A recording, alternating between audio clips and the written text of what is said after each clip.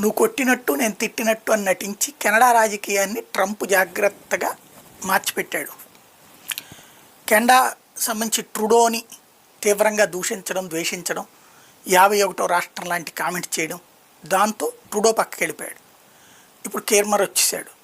ఇతను వచ్చిన తర్వాతన ట్రంప్కి ద్వేషిస్తూ అమెరికాని దూషిస్తూ దాని ఆధారంగా ఇట్లాంటి వాడిని అమెరికాను తట్టుకోగలగాలంటే అదే ట్రూడో పార్టీ వాడైనటువంటి, అదే లిబరల్ పార్టీ వాడైనటువంటి ఇతనే కరెక్టు అని చెప్పి ప్రతిపక్షానికి ఛాన్స్ లేకుండా చేశారు.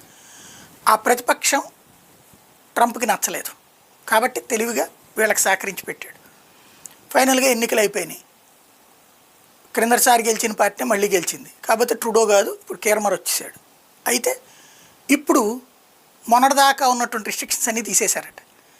అమెరికా కెనడాల మధ్యన మొన్నటిదాకా ఆంక్షలు పెట్టుకున్నారు, టారిఫ్లు.